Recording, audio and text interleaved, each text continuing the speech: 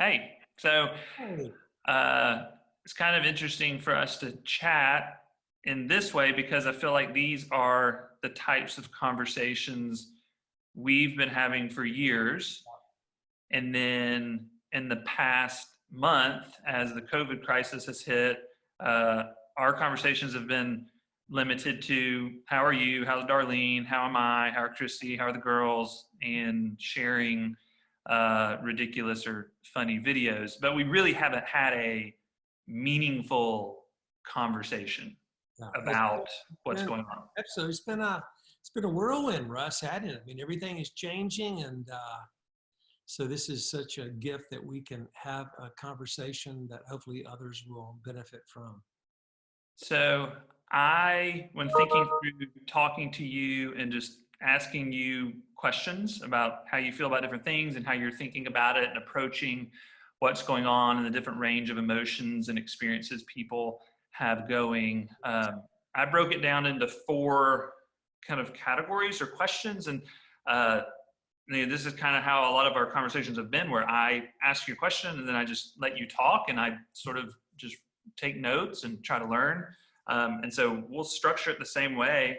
And so the four questions I have are: what does it mean to walk in anger during this season? Perhaps people are feeling angry or even like a passive anger. And they're not quite, maybe they don't even realize they're angry yet, but they are angry. And maybe I don't realize I'm angry, but maybe I'm angry. So anger. Second one would be disappointment or sadness. And what does it mean to walk in disappointment or sadness? What does it mean to walk in joy despite the season we're in? And then what does it mean to walk in hope? Hmm. So the first one, anger.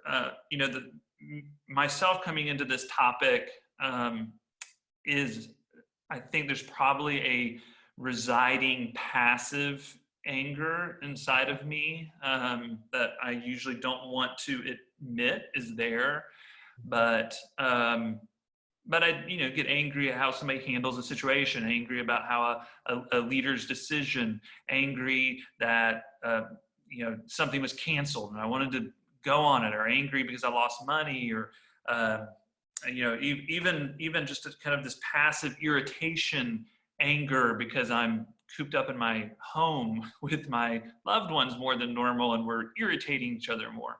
So what do you think about when you think about anger when it comes to the situation we're in? Well, I think it's been an absolute, almost daily exercise for me, Russ, from the standpoint of knowing that as people shaped by a larger story, we need to hear the scriptures giving us permission that we don't generally enjoy. In other words, when I think of anger, when I think of sadness, many times we start with this, I think, wrong question: is it okay to be angry, or I shouldn't really be angry? Especially people that would self-identify with being, connected to Jesus in some way. And I'm so thankful for a season called pandemic that really invites us maybe to explore the fact that scripture says to us there are no wrong emotions. There's no emotion to get over. That really emotions, including anger, are the voice of the heart. And I think for me, so I've looked at the trigger points for anger. It's invited me to consider what's appropriate disappointment look like? What does appropriate anger look like? Something got taken from me that was a good thing.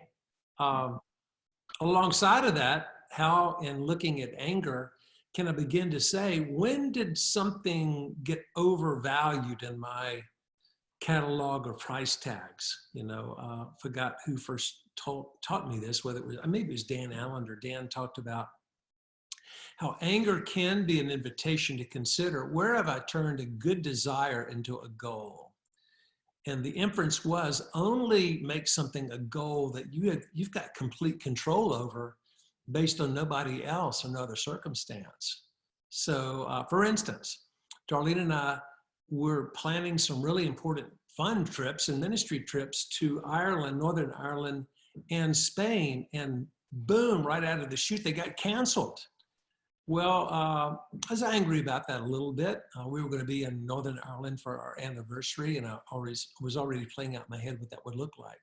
But, sitting in the reality of the disappointment. So how does it take form? How does that take form in you, like from a practical standpoint? So there's this loss, Yes.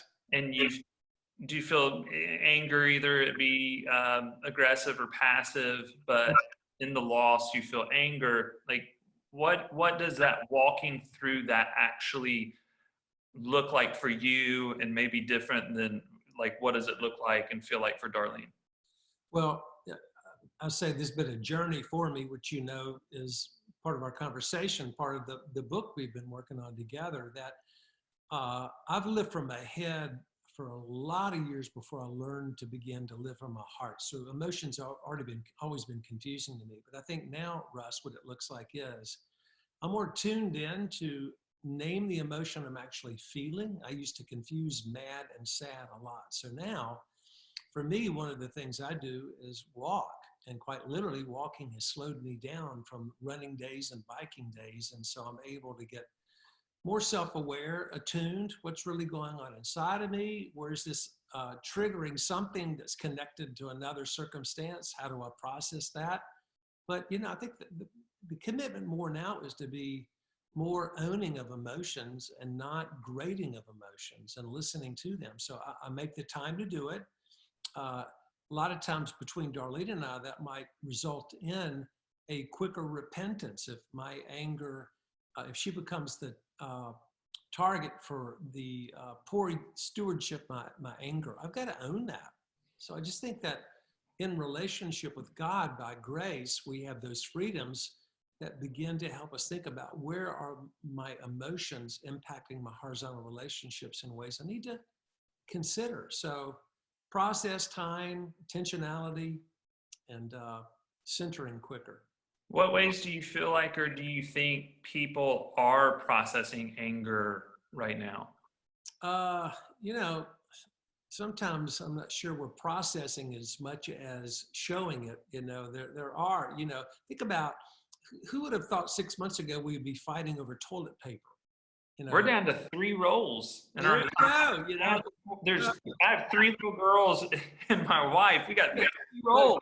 Good benefit I have of being older. I get to the grocery store quicker than you do, so I can, when they offload the truck. You have all the toilet paper. I've seen your dibs, but all that being said, you look at things we've assumed an entitlement to, and when they're taken from us, a lot of those emotions get mixed in. I mean, a prevailing emotion right now behind a lot of anger and sadness is fear.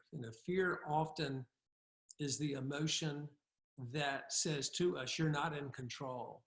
And Russ, I know for me, when I lose a sense of control, anger can become irritation, agitation can become far more present in my gut. And I just have to learn to listen to that, own it. It's where the scriptures say, in your anger, do not sin. The scriptures don't say don't get angry, but what am I going to do with it? What's it connected to? How can I take this passion and use it more constructively? Yeah, I think we do see a lot of anger, sadness, disappointment in the Psalms. I mean, you got these people writing, they're writing their feelings, and they're legitimate feelings because they're feeling them. And so to me, having permission to feel that which you're feeling is incredibly liberating, because then you can begin to invite the healer of our souls, actually invite God to help us journey through that. And the phrasing that's been helpful to me is, as you say, in the pace of grace, which I think is a slower heart, no matter what the speed of our life is, in that pace of grace, to chase the anger, is to follow the anger, to feel that anger, but then to begin to feel like what's behind the anger or causing that anger. And I know the anger that I have felt, my anger is usually passive, just because that's how I tend to emote. My anger has been in the loss of certainty, or that which I thought was I had under control in my certainty. And then I get a little angry, a little irritated because I've lost that certainty. And that which has been helpful is surrender. Yes. That which has not been helpful is a resistance to the reality of what is. And that's just been processing that. Now, can we turn the conversation quickly to actually not just us feeling anger, but somebody who's actually angry with God? Yeah.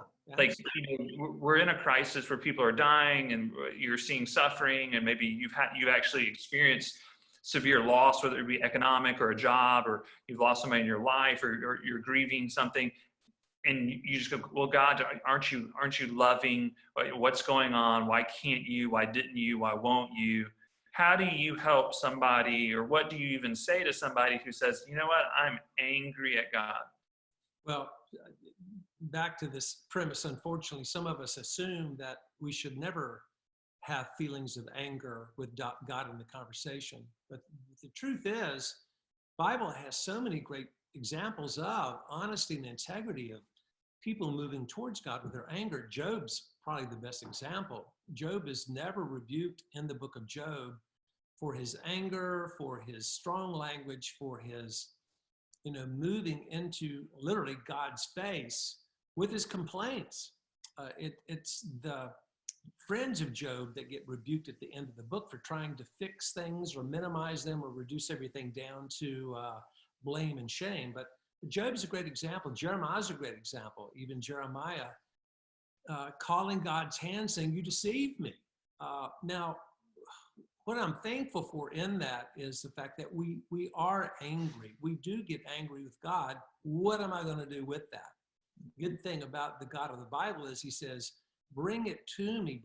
Bring whatever you have, anger, loss, fear, concern. Come to me. Come, let us reason together. And, I walk with people that need to have the permission to know that just what you said, Russ, and, it's kind of like in the midst of a pandemic, we forgot we're in Lent. And one of the themes of Lent is lament. And the Bible encourages through the book of Psalms a lot more honesty about these feelings. So try to walk people in their own story, knowing that God's the best place to take that anger, because he's going to listen, love, be, and help our hearts come to a centered place. Do you think that there is an intellectual answer, intellectual framework that somebody can learn or hear about, how does a loving God allow suffering? Is there an intellectual answer to that will actually satisfy a person's heart? We're holistic. As image bearers of God, there's this interplay of body, soul, and spirit, and we are thinking beings, which is awesome. But, I'm always concerned when someone is either just looking for answers or too easily satisfied with answers, because the ways of the heart, there's an interconnection there of emotion, of affection, of longings, that absolutely better information helps. And there are better books on suffering than not. There are, better sermons on suffering than not. So absolutely, we want to listen to what the scripture says about suffering and pain and loss, but it's never just an intellectual phenomenon, Russ. The ways of the heart are deeper than that, fortunately. And it's where, head, heart, and hands are intertwined in a way that we want to walk with people through those journeys, giving them understanding. But, this is a very long sentence, but let me offer one illustration, which I love. C.S. Lewis, in talking about heaven, said that a lot of us have the notion of heaven all wrong. Some of us think when we get to heaven, we'll finally have all of our questions answered. C.S. Lewis said, I think as soon as we get to heaven, the questions are so unimportant to be in the presence of this merciful, gracious God. It's like it's the resolution, it's the consummation, it's the completion, it's the healing of all the things that represent not knowing or knowing in part. And I like that because our faith is more than just things answers. that have helped me is the intellectual thought is like this idea that God could be asymmetrical in a relationship to something, and that he could at the same time hate suffering and also walk in suffering with us to use it for some good. And that's asymmetrical, difficult for us to comprehend, but that it's possible for God. So I think in some measure of humility, if I can conjure that up, that can be helpful. There's also the idea that perhaps there's just something I don't know. Yeah. Come to Yeah. grips with, is it possible that there's something I don't know? And if that's a possibility, then perhaps it's one of those topics. And I think that is that is a helpful thing. Um, and that, that we're limited, that there's a world to come when all this these questions will melt away, and that'll be a good world. But we'll have these questions while we're here. And it's nice. I like that you said that the information is nice, that it's intertwined. It's not that we don't have to have any information, but at the same time, it's not that all the information is all of a sudden going to satisfy our hearts.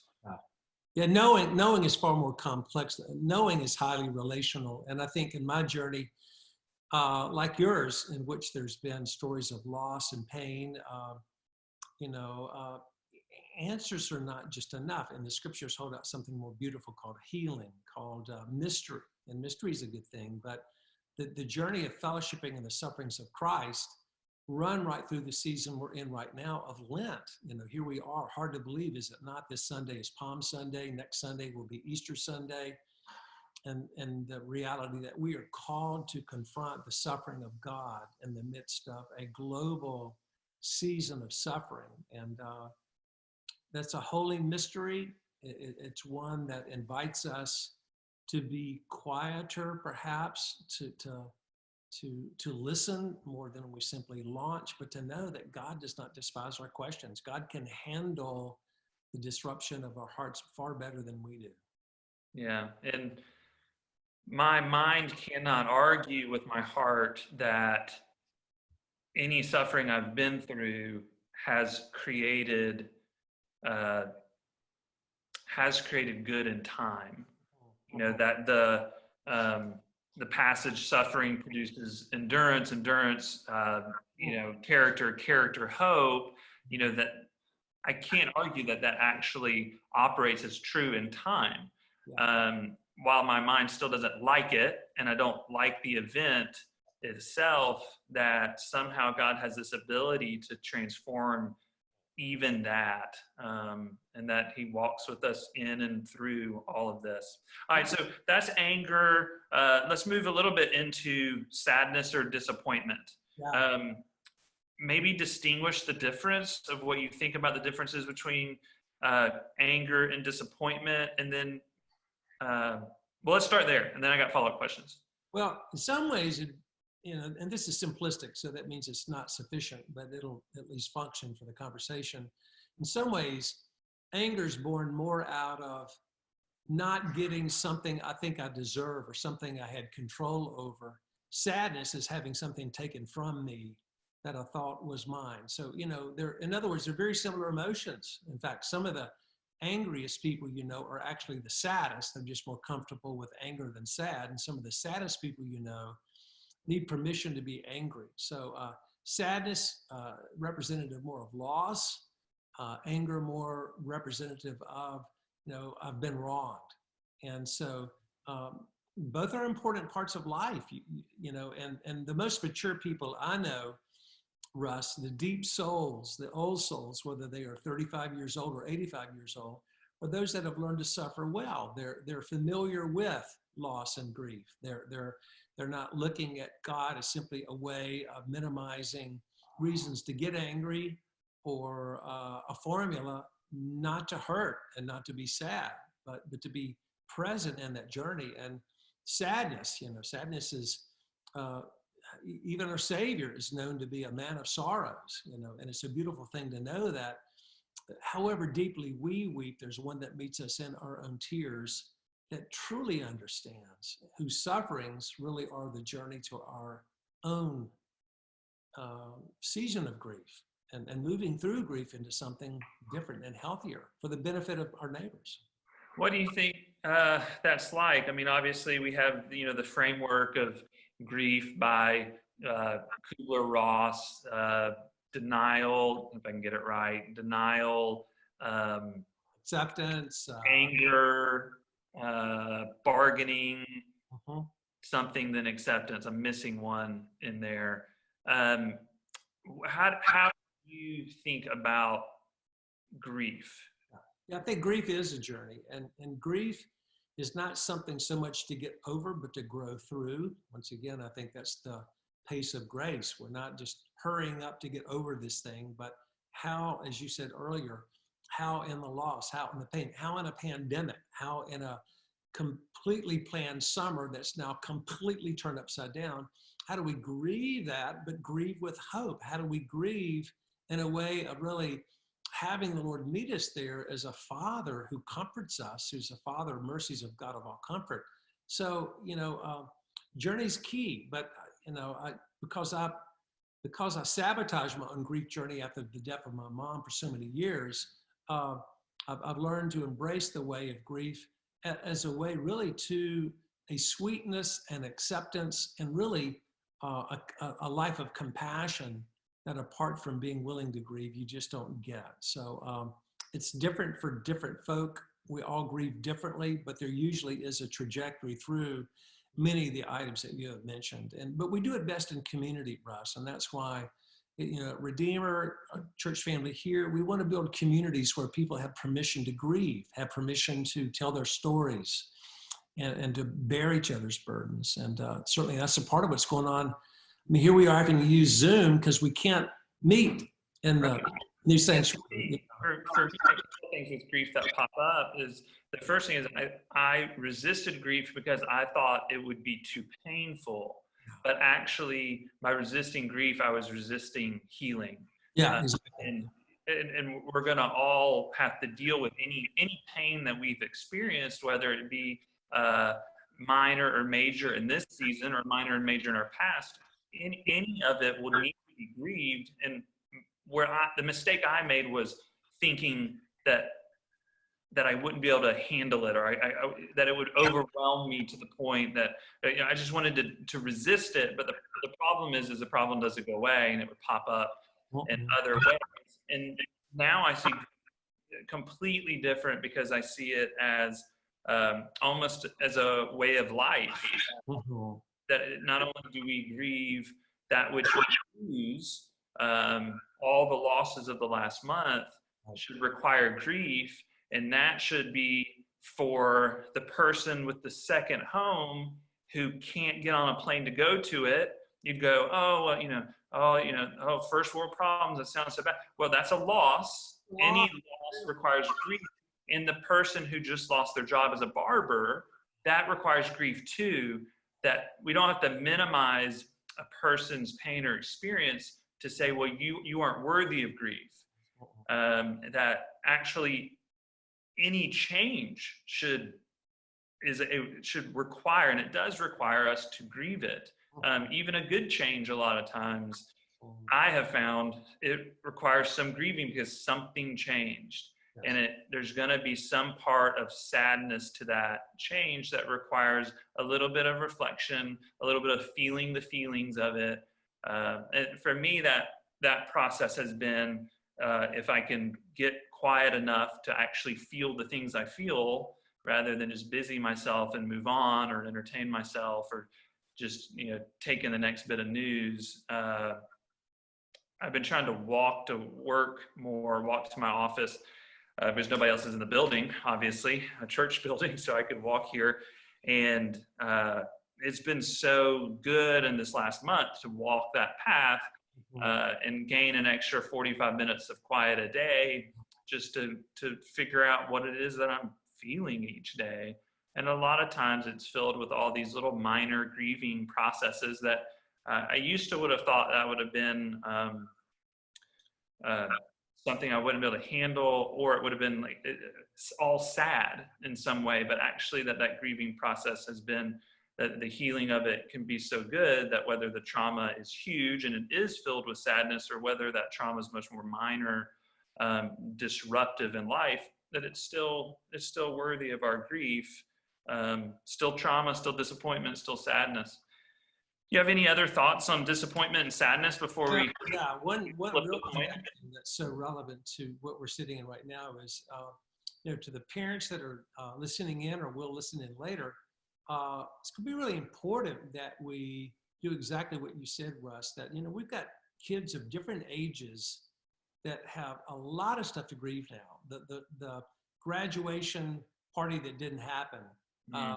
the soccer league that just got canceled for who knows, if not forever. And there's a lot of things. And what we want to do as parents is to be familiar with our own sense of loss and grief so that we really can just listen to our kids. What we need from each other when it comes to disappointment and loss is being present without seeking to be impressive. We don't have to have the answers. We don't have to make it feel good to our kids, and absolutely we should never say, to our kids, oh, great, your grandparents went to war, you get to go to Netflix, get over it, No, let's listen to whatever our kids are saying, this isn't fair, and let's just don't worry about fixing it, because fixing it is not the journey to joy. Fixing it is not the way of getting to a sweetness of heart and core reality that I know we want to move into, and that grace is all about. Yeah, and that's hopefully how we're trying to parent our girls in these days, is to ask them every once in a while, like, are you sad about anything? Are you disappointed about anything?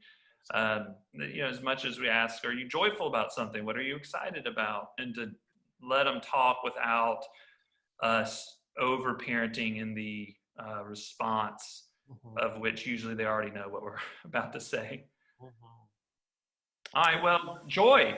It's like I received one email. Everybody sending emails. I received one email, an article talking about permission to be joyful. And I think we've all seen the increase of levity and laughter, and you and I sending really ridiculous videos that we would not show out in public of what we find funny of people doing. The pretty fish you send me occasionally. Yeah, pretty fish is definitely appropriate. The Jack Black dancing in a Speedo moves towards inappropriate, but really, really, really good. Not inappropriate at all. It's good. Thank you. I sent that to you. You didn't send that to me. Let's put the record straight here. That's right. And yet, it's like all of us are finding increased movement towards levity and laughter during disappointment, during social isolation. So it's almost like we require this permission to be joyful. We feel like, oh, we'll laugh in public.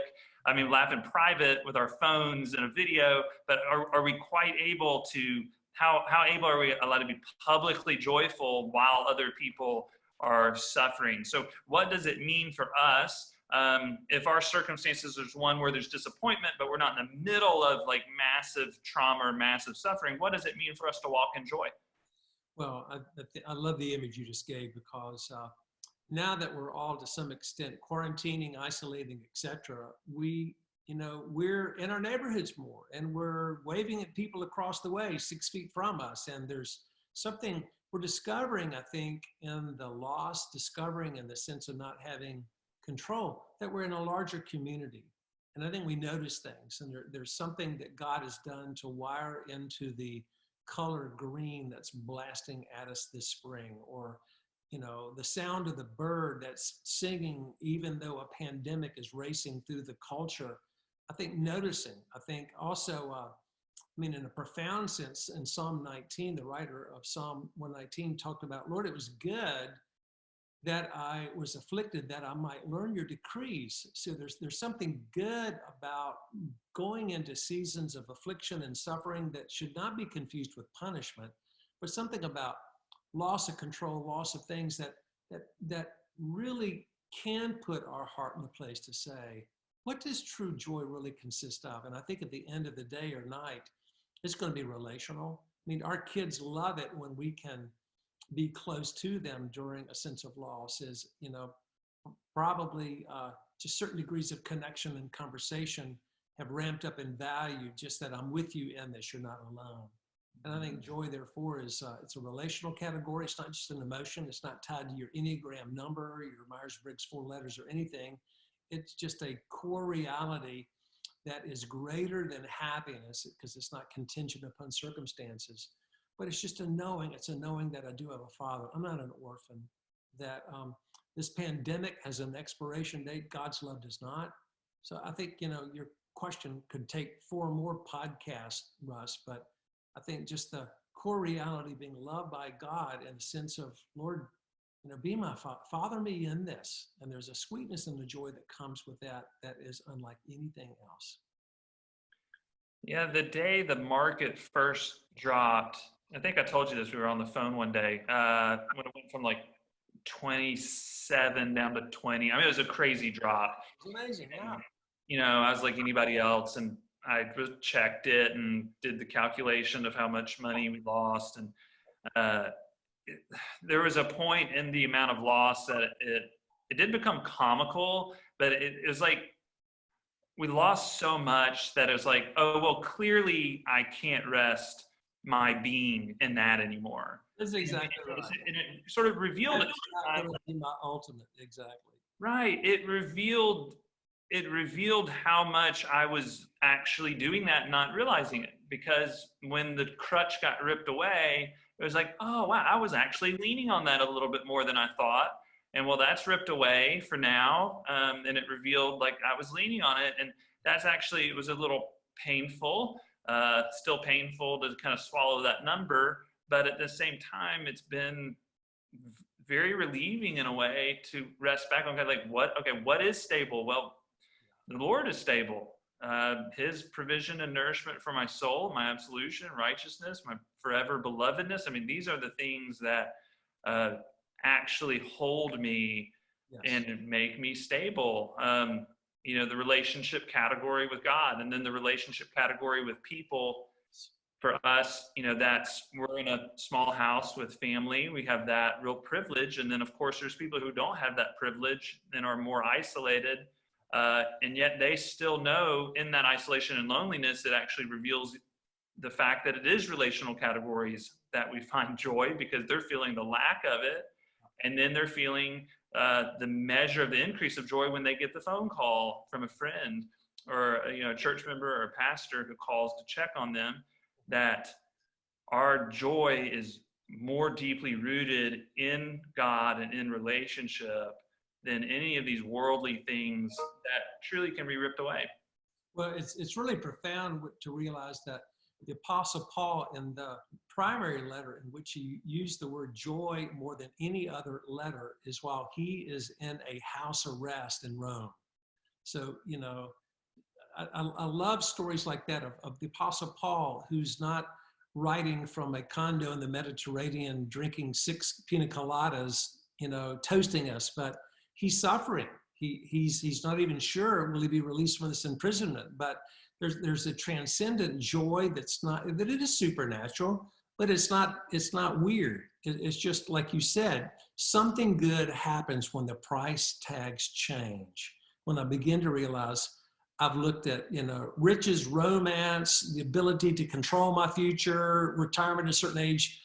I've hitched the wagon of my joy to those things foolishly. They would never be enough, even if I got them plus a truckload of more toys.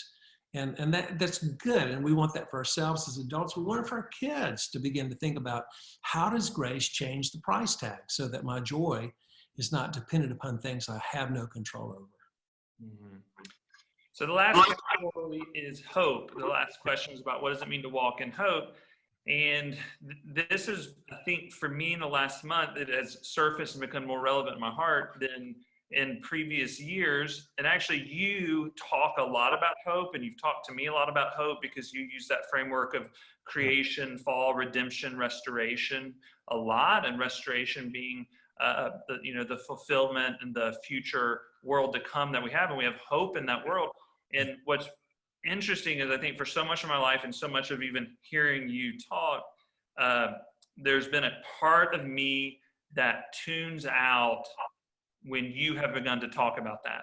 Yeah. And I think it's because it just wasn't bad enough. Like, it's like, I get hope in the Lord for now, but this idea of hoping in the Lord for a future world, like that's something like, yeah, that's out there. But the idea of the necessity of that belief was not something that felt kind of tangibly the word accessible or needed. But in the last month, where it's like, God, this world is broken. I mean, this world is fragile. Yep. And how much to hope in a world one day where there's not going to be illness and there's not going to be sickness, there's not going to be fear that causes hoarding, and there's not going to be tears. Like all of a sudden for me is connected a lot more. That's me, my preacher intro into this question. But what does it mean? What does it mean to walk in hope in a season of difficulty? Yeah, well, hope in the scripture is such a profound category. It's just present everywhere, really beginning in the book of Genesis, running all the way through Revelation. But hope really is, in summary, becoming more alive in my heart to what God says the future holds, and remembering that more into the present. For instance, it means that there's going to be some displacement. A lot of us grew up with really silly notions of heaven being a place where we all get our harp and halo and we just sing hymns all day long and maybe have a fried chicken break or something like that, because that's what Christians do. They sing and eat. The way the Bible describes the future, it is alluring. It connects so deep within our heart. In many ways, we have these deep longings that are so good, that are given to us as image bearers of God. They get sabotaged by lesser narratives, and we don't hope. We end up being too easily satisfied. But hope, what God has wired us for, is the day of all things beautiful, all things new. And again, here we are in the cusp of Easter. That's God's yes to paying the price for what we want more than anything else, and we'll have in completion. So those that are alive to heavenly hope, which means the true King returning again, Jesus coming back again to finish making all things new, we will be in an eternity of perfect relationship. The Garden of Eden will seem as though it truly was just the preview of coming attractions. And the more I think, Russ, for you and I in the position we're in as teachers, the more we can make concrete reality the scriptures that really describe a future that we're already participating in.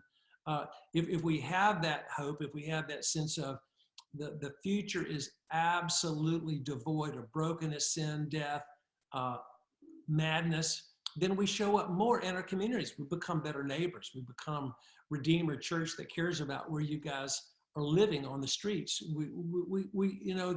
The future is not in doubt. We don't know all the details, don't have to have them, but it is so good beyond all we can imagine, ask, or hope. And therefore, we live for better things. We live to be, husbands that are present, and dads that play, and neighbors that care. So, hope is enormous, and it's something that we may have to do an additional podcast on.